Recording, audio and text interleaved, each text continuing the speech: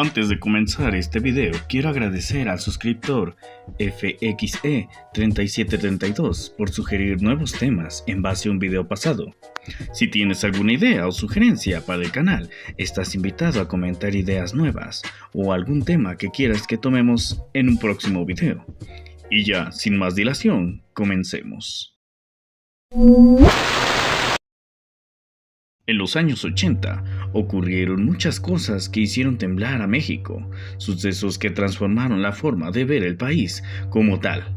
Hoy ahondaremos en temas que, si bien no destruyeron el país, sí hicieron un cambio en la seguridad y visualización en la que la sociedad iba evolucionando.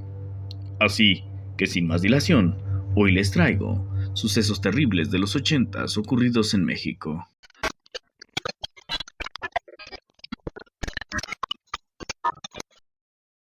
El 19 de noviembre de 1984, mientras la mayoría de la gente aún dormía, una fuga de gas en una planta de almacenamiento en Pemex, en San Juan Ixhuatepec, provocó una de las peores tragedias industriales del planeta.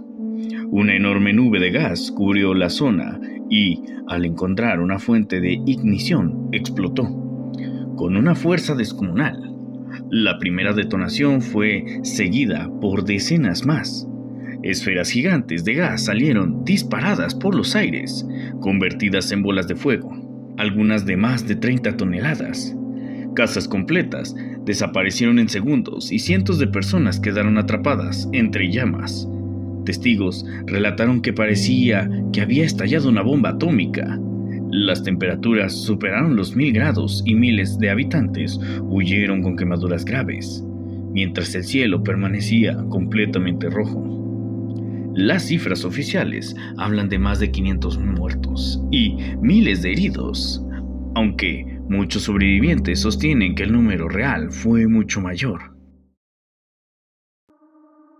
A principios de los años 80, México se había convertido en uno de los principales centros de producción y tráfico de marihuana y amapola hacia Estados Unidos.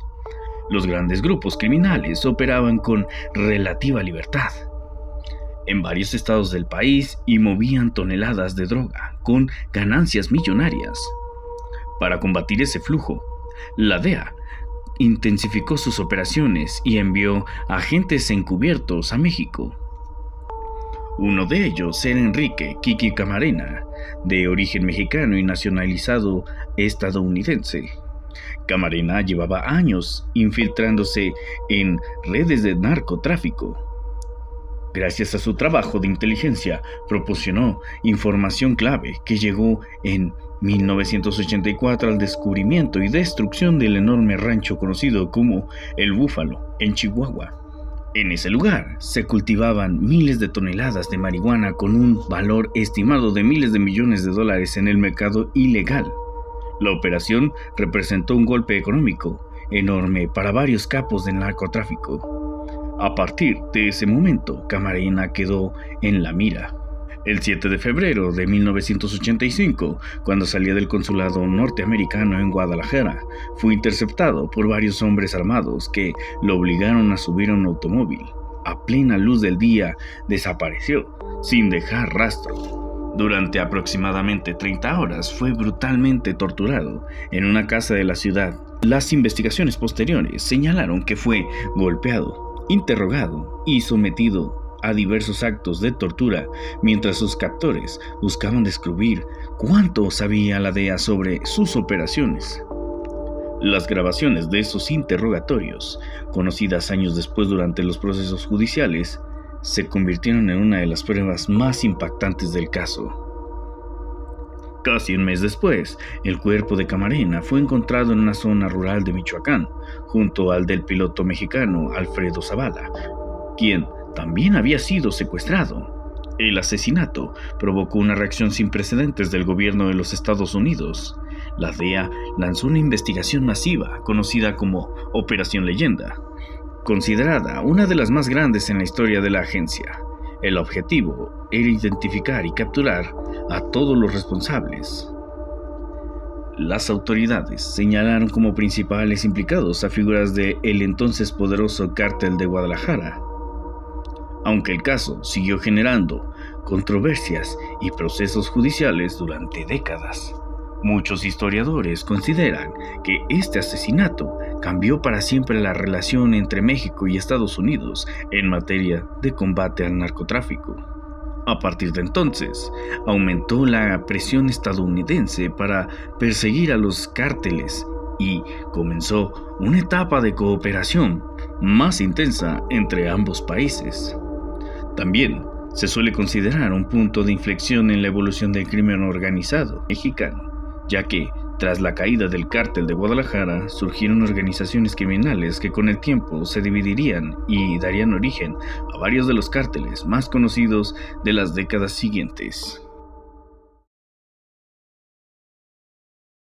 El 6 de julio de 1988, México celebró una de las elecciones presidenciales más tensas de su historia. Después de casi 6 décadas de dominio del PRI, una parte importante de la población exigía un cambio. El candidato oficial era Carlos Salinas de Gortari. Frente a él competían, entre otros, Cuauhtémoc Cárdenas, quien encabezaba el Frente Democrático Nacional, y Manuel Cloutier, del Partido Acción Nacional. Durante la jornada electoral, los primeros reportes indican una competencia muy cerrada. Conforme avanzaba la noche, millones de mexicanos seguían por la radio y televisión el conteo de votos. Entonces ocurrió algo inesperado. Las autoridades electorales informaron que el sistema de cómputo había dejado de funcionar. La frase "se cayó el sistema" se convirtió de inmediato en el símbolo de aquella elección. Durante varias horas prácticamente no hubo información oficial sobre el avance del conteo. Cuando el sistema volvió a operar, la tendencia favorecía a Salinas de Gortari. El resultado generó una enorme ola de desconfianza. La oposición denunció que durante esas horas se habían alterado los resultados y acusó al gobierno de haber cometido un fraude para impedir el triunfo de Cuauhtémoc Cárdenas. Miles de personas salieron a manifestarse y el país entró en una fuerte crisis política. Las autoridades, por su parte, sostuvieron que los problemas fueron técnicos y defendieron la validez de la elección. Sin embargo, la falta de transparencia alimentó las dudas durante años. La polémica aumentó aún más en 1991, cuando la Cámara de Diputados aprobó la destrucción de la mayor parte de las boletas electorales del 88. Esa decisión impidió que pudiera realizarse un conteo independiente en el futuro y reforzó las sospechas de quienes afirmaban que hubo manipulación de resultados. Hasta el día de hoy, no existe una resolución judicial que haya declarado oficialmente fraudulenta aquella elección.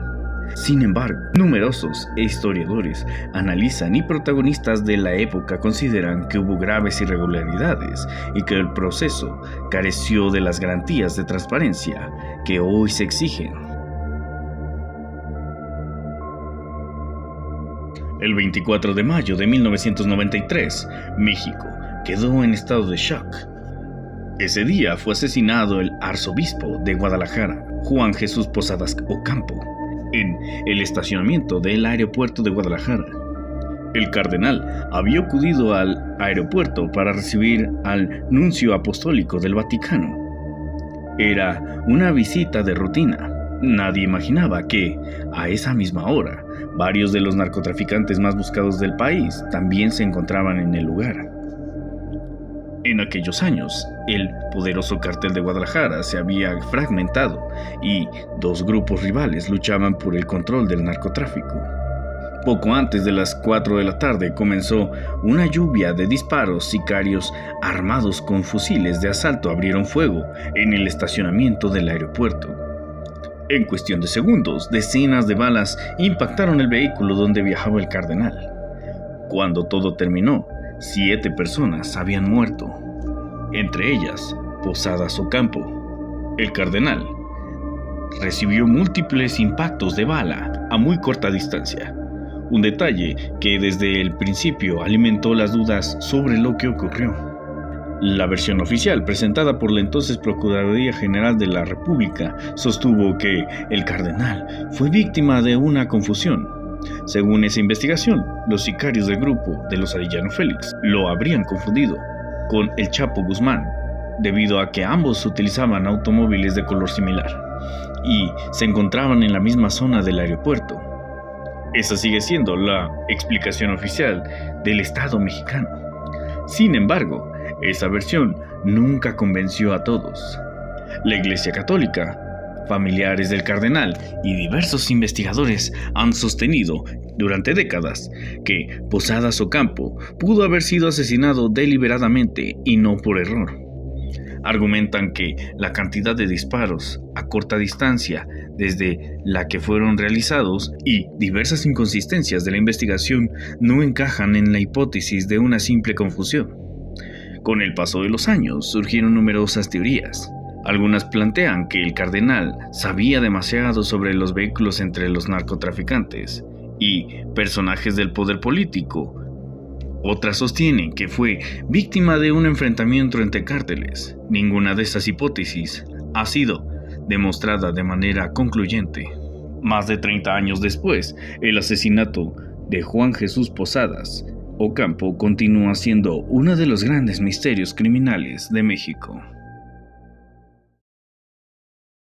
Todos estos acontecimientos nos dejan ver que un día todo cambia y que todo puede pasar y que siempre vamos a ver acontecimientos que nos sorprendan y nos puedan dejar con un sabor de boca dulce o amargo. Hasta aquí el video del día de hoy. Dime en los comentarios cuál de estos casos te asombró y si quieres que algún tema se pueda abordar, deja tu comentario. No olvides dejar tu pulgar arriba y suscribirte, eso me ayudaría mucho a seguir dejándoles contenido de calidad. No olvides seguirme en Instagram para estar más cerca y en contacto.